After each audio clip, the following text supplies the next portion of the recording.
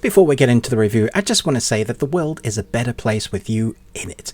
You are awesome. Thank you for joining me and spending a few minutes with me talking about films. That's what I love to do here, talk about world cinema, anime, animation. That's kind of my jam. So today we're talking about the Netflix acquired film, as I blow bubbles out of my mouth, called The Golden Kamuy. It's M-U-Y, Kamuy, probably pronouncing that incorrectly. I watched it. I'm here to talk about whether it's worth your time, and if you are not of a fan of the anime, will you get it? Let's jump in. A war veteran desperate for riches, a lieutenant with his eye on Hokkaido, a former samurai with a bold dream, who will find the hidden Ainu gold. So here we have another adaptation of a manga and anime. I haven't seen this anime. It's one of the few I hadn't even heard of, so I was very intrigued to see what this adaptation would be like. There's a couple of understandings as you go into this movie that you're going to have to kind of get in your head.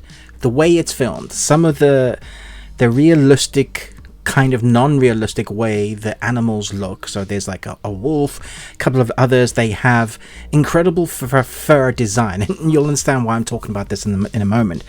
But their facial expressions come across as anime. If you've never seen the anime or how anime characters express themselves, then you might be taken back when you're looking at these very realistic wolves, somewhat CGI. For the most part, you believe that they are wolves, except of how bigger they are or how animated their kind of facial expressions can be. That is the difference between going in this, having watched the anime, and not having watched the anime. There are things in this that you're just not going to get. Now, for one, I felt like I was missing loads. There are core characteristics of characters that act a certain way that the film makes you want to know what has happened to them previously in their life. And there's a lot of exposition dumping where they're telling you a bit of the story, especially in the beginning and in the middle and throughout the film. Really, they're kind of catching up through exposition dialogue, but not enough for me to understand what everything means.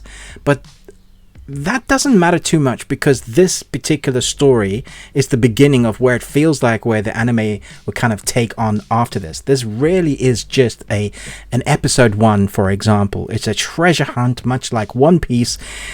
Everybody wants to get this treasure for whatever the reasons are. You have a bunch of prisoners who kind of know where the treasure is. And you have a guy that shouts that he's immortal all the time just before he goes into battle. You have a woman that is mysterious and is incredible at a bow. There's all these anime type characters.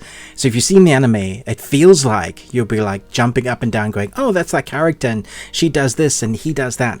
But if you're coming into it with no understanding from the anime or the manga, then I feel like you're going to feel like you're missing out on a lot. And that's what I felt like throughout the film.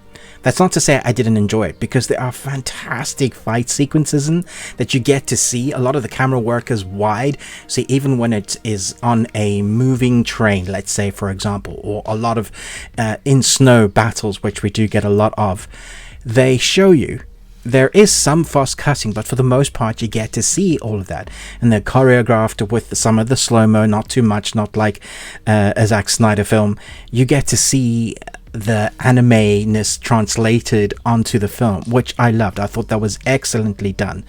So the film as a one-time watch, having no background from the anime or the manga, I totally enjoyed as a one-time watch. But where it ends feels like you're just starting the story. So it's somewhat of an anticlimax. You don't get to the treasure. I should just say that up front. If you're expecting there to be a conclusion of the story, really this is just the introductions to the characters that if you know them, you know and love them, and you're probably happy to see them on the screen. However, production value is great. Score, sound, acting as an adaptation for a first foray into hopefully more films of this adaptation so they can complete the story. This was pretty good. There are some CGI moments that drew me back.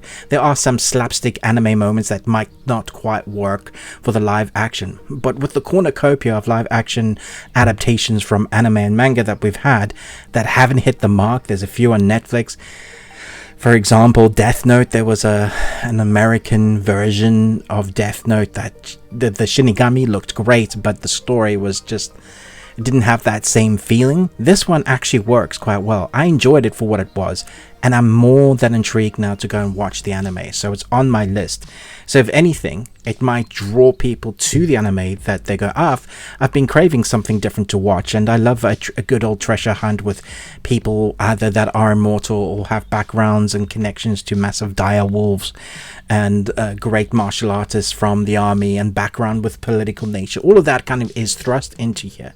And I think the actors, with what they've been given, having to kind of draw you into this massive fantasy world in amongst a very realistic world, that mishmash works well because of the characters that we've been given that are larger than life.